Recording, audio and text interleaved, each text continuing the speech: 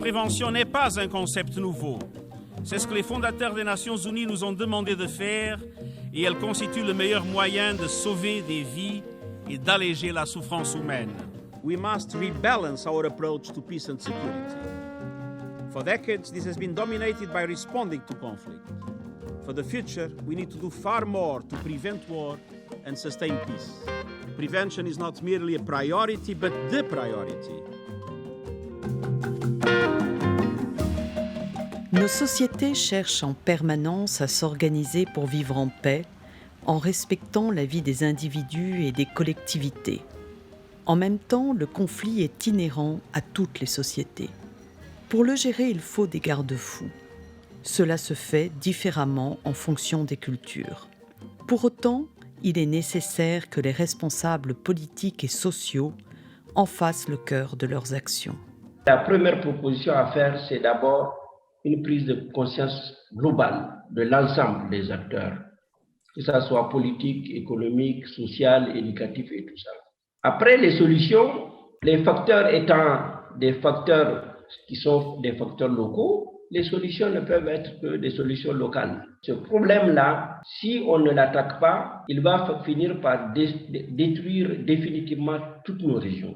Il faut travailler, œuvrer pour qu'il y ait la confiance entre l'État et les citoyens. La méfiance fait que les protagonistes extrémistes exploitent cette méfiance, exploitent cet écart de confiance entre l'État et les citoyens et utilisent cette fragilisation des relations, cette fragilisation de la cohésion sociale pour promouvoir leur action. Il faut que les réponses soient politiques, soient fondées sur les faits, soient fondées pas sur les peurs. Le conflit et la violence font partie de nos sociétés. La violence armée en est la forme la plus grave parce qu'elle attente directement à la vie. Elle nous remet en question. Il faut la comprendre sans l'excuser, en voir les causes sans amalgame, s'interroger sur nos responsabilités collectives ou individuelles.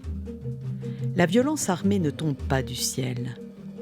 Les causes sont multiples. Elles peuvent être politiques, économiques, sociales, environnementales, idéologiques ou encore culturelles.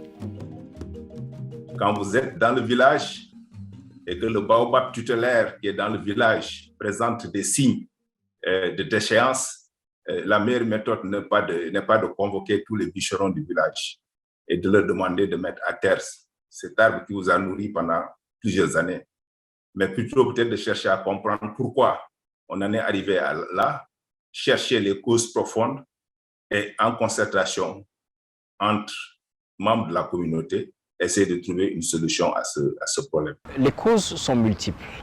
Vous savez, les sources de conflits existent partout. À partir du moment où vous vivez en communauté, ça peut venir de partout. Ça peut être parfois des questions liées au foncier, des questions liées aux limites du territoire, à l'activité économique et ainsi de suite. Toutes ces questions portent les germes, on peut dire, de ce comportement, de cet extrémisme violent.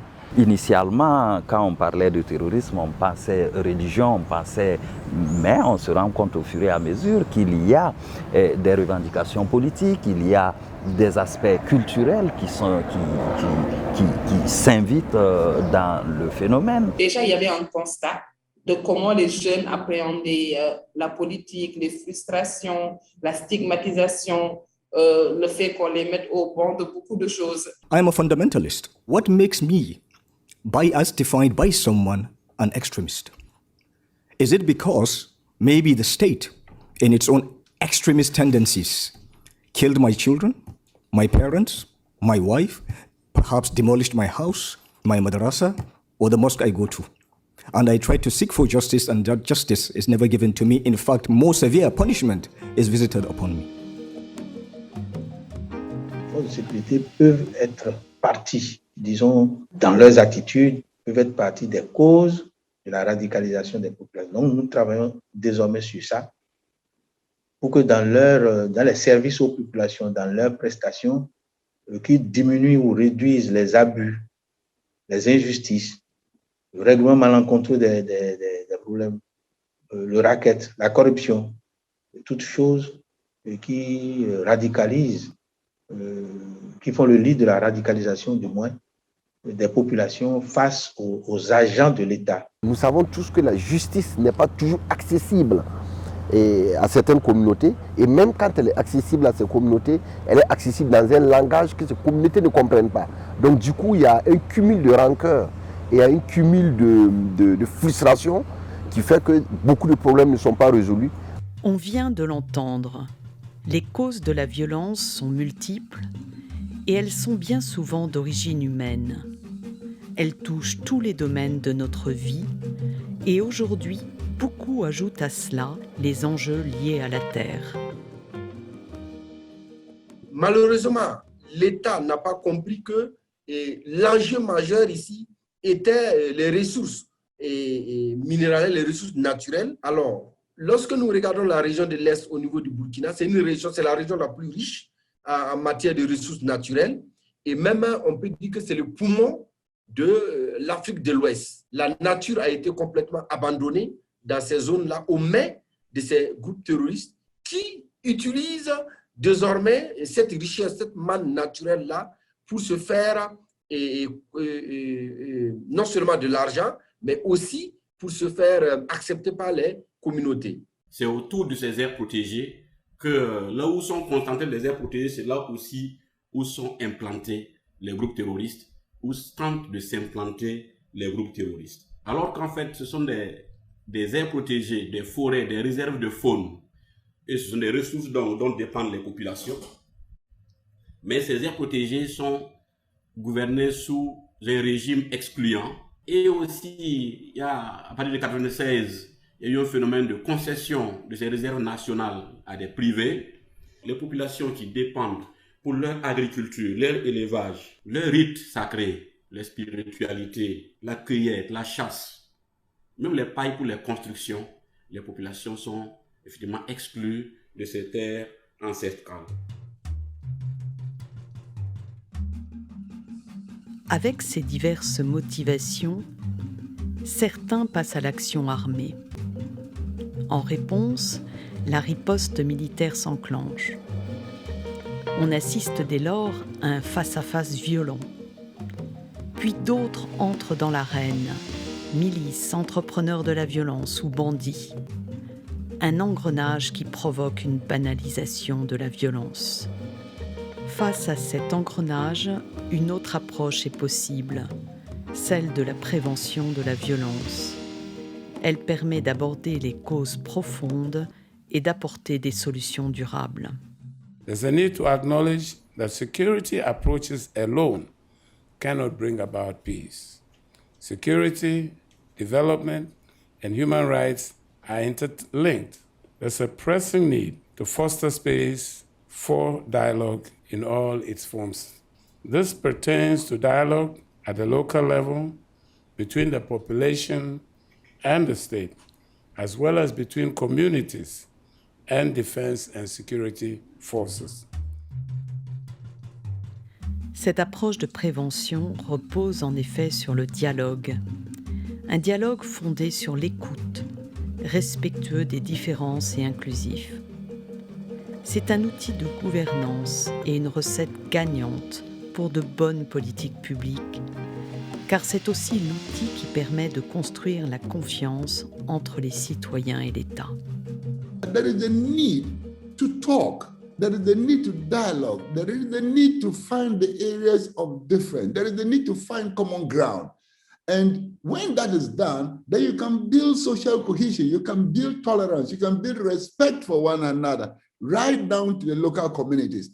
And then you can prevent an explosion. Il faut le faire avec tout le monde. À partir du moment où vous êtes en communauté, chacun a sa part de responsabilité. Celui que vous allez exclure du dialogue pourrait par la suite être la source du problème. Le dialogue est très important, même en famille. Si on ne se parle pas, on ne peut pas savoir ce que pense l'autre. Le dialogue, même avec son ennemi, est utile. Je pense qu'il faut donner la parole aussi aux communautés, de plus en plus aux communautés, dans la mesure où aujourd'hui, des pans de territoire de nos États ont été désertés par l'État, mais les communautés y vivent. Voici quelques exemples de la forme que peut prendre le dialogue. Dans notre région Agadez, moi, je suis parvenu à mettre en place un comité régional qui s'occupe de la prévention du conflit. Donc, c'est un comité qui regroupe l'ensemble des forces communautaires. Ça fait 10 ans qu'on a mis en place ce comité. Ce comité, en tout cas jusqu'à aujourd'hui, on n'a pas connu la présence de terroristes à Agadez. Tout simplement parce qu'on a responsabilisé les gens chez eux. One of the most important experiences that I would like to share is what we call in Tunisia community dialogues that we conducted in several parts of the country that allowed us to bring religious leaders, police, young people from neighborhoods, locally and several other partners to sit together and discuss their own issues. Violent extremism is only a symptom. There are more important issues that brings the symptom out. So, like the problem of governance. Donc, nous avons eu à mener beaucoup d'activités, à multiplier les cadres de dialogue au niveau du conseil municipal avec les conseillers qui viennent des différents villages, mais aussi avec les structures qui existent, que ce soit les structures associatives ou les associations féminines, et ainsi de suite. C'est un dialogue qu'il faut introduire dans l'habitude des populations. Et puis, il y a le dialogue avec les groupes armés. Au début, justement, on ne voit pas comment le dialogue va venir résoudre un problème de cette envergure. On ne voit pas comment on va devoir parler aux insurgés. On n'imagine pas en train de mettre sur la même table ceux qui attaquent et ceux qui se défendent. On n'imagine pas autre chose que la répression. Plus le temps passe, plus le phénomène perdure, plus les langues se délient et plus les gens ne voient plus d'inconvénients à parler de dialogue entre des acteurs avec des acteurs extrémistes violents. Pourquoi ne pas dialoguer avec ces jeunes qui ont été embrigadés par les terroristes? Ou c'est des jeunes du Niger, ou du Mali, ou du Tchad, ou du Burkina. Mais pourquoi on ne peut pas aller vers ces jeunes pour les ramener? Et aussi, à un moment donné, mettre ces acteurs-là ensemble. Ces acteurs qui répriment et ces acteurs qui sont réprimés et essayer de voir est-ce qu'il n'y a pas lieu d'avoir un compromis, un terrain d'entente et même de se comprendre. Pour moi, c'est capital. Ce qui arrive là, ça peut être prévenu parce que vous êtes au centre de la vie d'un homme. Ceux qui sont enrôlés, ceux qui sont en brousse comme elles appellent, nos parents qui sont en brousse, c'est vos enfants, c'est vos maris. Qu'est-ce que vous voulez? Elles m'ont dit on veut le dialogue. Vous voulez dialoguer avec qui? Alors imaginez ma surprise quand elles disent qu'elles veulent vous dialoguer avec les insurgés. J'ai dit, ben disons, vous allez faire comment? Vous avez besoin d'une protection? Et on dit non, on n'a pas besoin de protection particulière. Nous les connaissons, c'est nos enfants, c'est nos parents. Ce sont nos époux. C'est nos époux, nous sommes en contact. On va leur parler parce qu'il s'agit de leur parler. Nous sommes tous concernés. Nous pouvons tous être acteurs de la prévention de la violence. Nombreux sont les acteurs qui œuvrent au quotidien pour que cette vision devienne réalité. Il y a un travail important que les organisations de la société civile peuvent mener, que les intellectuels, les universitaires peuvent mener, mais le rôle de l'État est central parce que l'État doit être le carburant qui puisse permettre justement de mobiliser cet ensemble d'acteurs. C'est d'impliquer vraiment beaucoup plus d'élus locaux, élus nationaux, élus locaux, pour, disons, faire progressivement un shift de la philosophie, de la mentalité, de la démarche du tout sécuritaire vers quand même un traitement, je dirais, civil.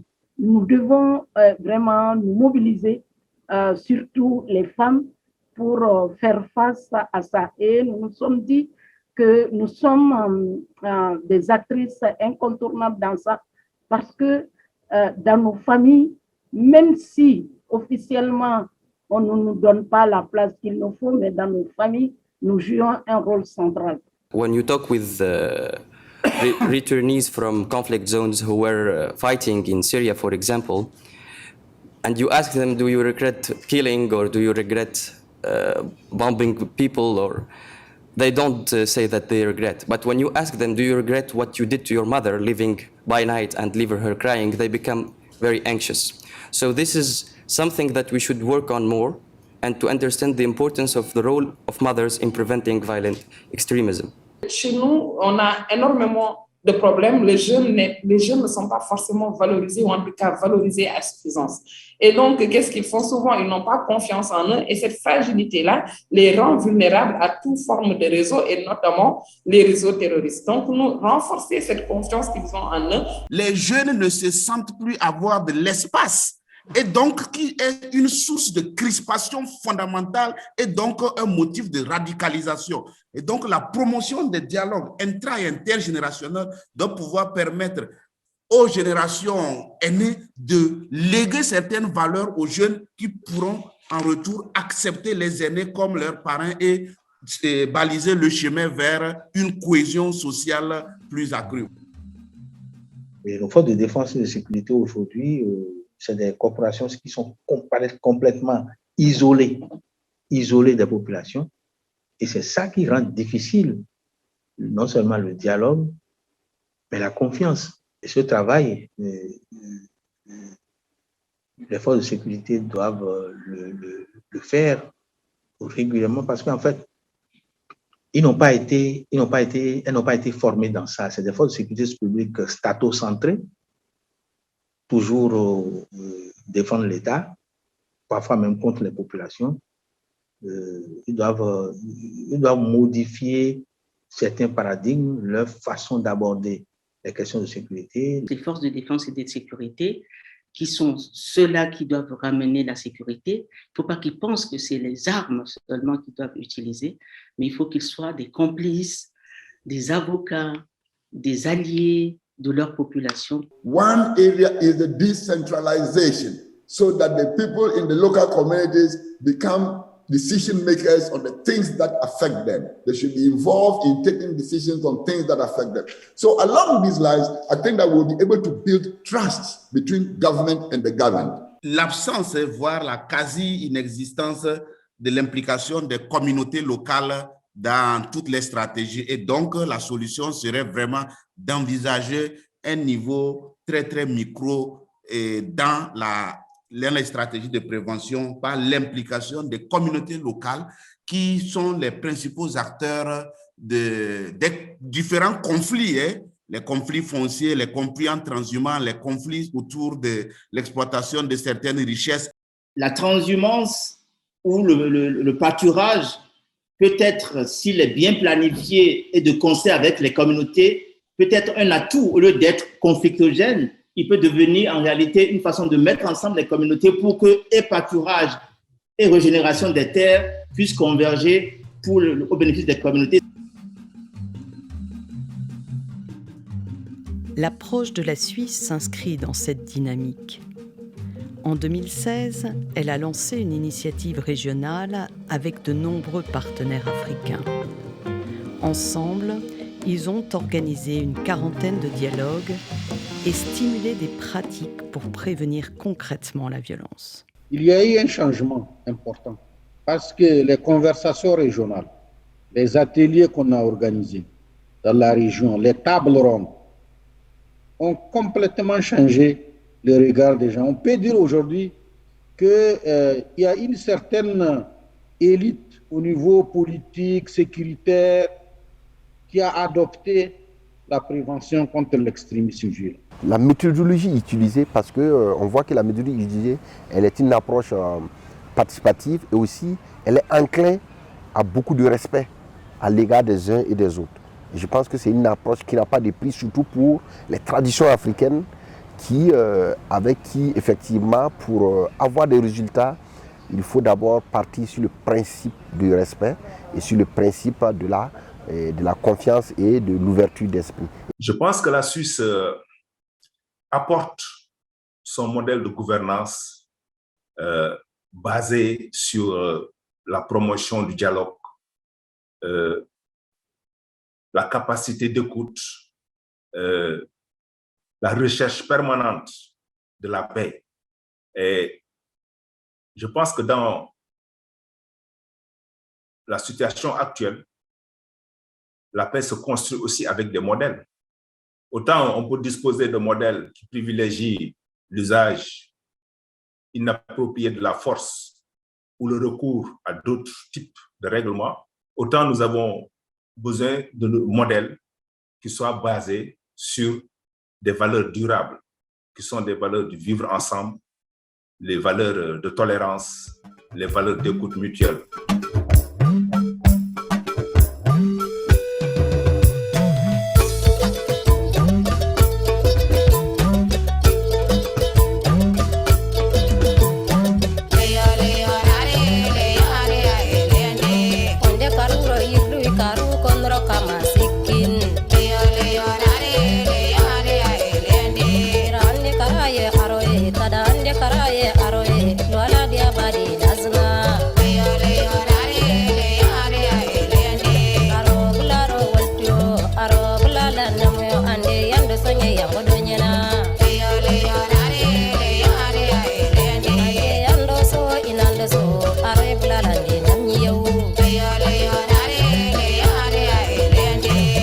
Karuro yirdu